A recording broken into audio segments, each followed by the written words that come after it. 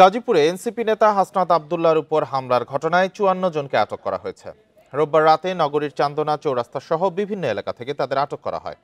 এ নিয়ে আরো তথ্য জানাতে গাজীপুর থেকে যোগ দিয়েছেন সহকর্মী আবুল হাসান। আবুল হাসান, হামলায় সরাসরি যারা জড়িত অর্থাৎ সিসিটিভি ফুটেজে যাদের ফুটেজ পাওয়া গেছে তাদেরকে গ্রেপ্তার করা সম্ভব হয়েছে কিনা?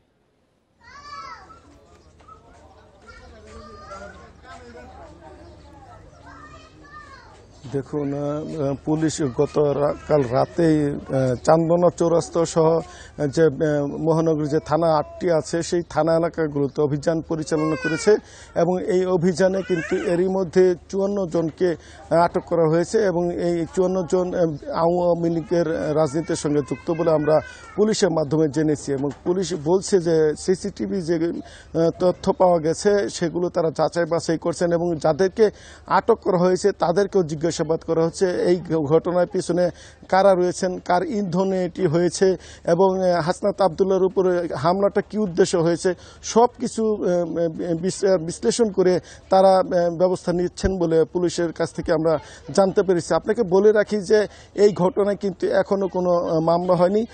যদিও বাসন থানায় এনসিপির যা এখানে স্থানীয় প্রতিনিধি রয়েছেন খন্দকার আল আমিন, তিনি বাদী হয়ে একটি মামলা করবেন। সেই লক্ষ্যে দুপুরের দিকে একটি প্রতিনিধি দল কিন্তু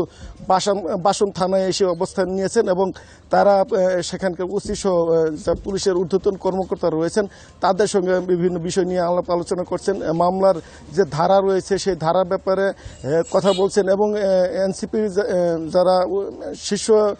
নেতা রয়েছে তাদের সঙ্গে তারা যোগাযোগ করছেন কিভাবে মামলাটি দেওয়া যায়, কি গ্রাউন্ডে দেওয়া যায়, সব বিষয় নিয়ে তারা কিন্তু আলাপ আলোচনা করছেন। আমরা যতদূর খবর নিয়ে জেনেছি এখন পর্যন্ত সেই মামলাটি হয়নি, কিছুক্ষণ পরে হয়তো এই মামলাটি দায়ের করা হবে এবং তখন আমরা আপনাদেরকে জানাতে পারবো যে কিভাবে এই মামলাটি দায়ের করা হয়েছে এবং কতজনকে আসামি করা হয়েছে সব বিষয়ে আসলে তখন জানা যাবে। এখন সেখানে বাসন থানায় কিন্তু যারা স্থানীয় যে এনসিপির কর্মকর্তা তারা অবস্থান করছেন এবং মামলা দায়ের হলে আমরা কিন্তু পরবর্তীতে আপনাদের জানাতে পারবো। আপনাকে বলে রাখি যে গতকাল সন্ধ্যায় হাসনাত আব্দুল্লাহর গাড়ি বহর চান্দনা চৌরাস্তা অতিক্রম করাকালে সেখানে কিন্তু 10 থেকে 12 জন দুর্বৃত্ত মোটরসাইকেল যোগে এসে তার গাড়ির হামলা করে এবং সেখানে তার গাড়ির কাচ ভেঙে ফেলে এবং এক পর্যায়ে তিনি হাতে আঘাতপ্রাপ্ত হন। পরবর্তীতে হাসনাত আব্দুল্লাহ কিন্তু সেই স্থান দ্রুত ত্যাগ করে আইইউটির সামনে অবস্থান নেন এবং সেখানে কিছুক্ষণ থেকে তিনি কিন্তু পুলিশের নিরাপত্তা নিয়ে ঢাকার উদ্দেশ্যে রওনা দেন বলে আমরা জেনেছি এবং এই ঘটনার প্রতিবাদে কিন্তু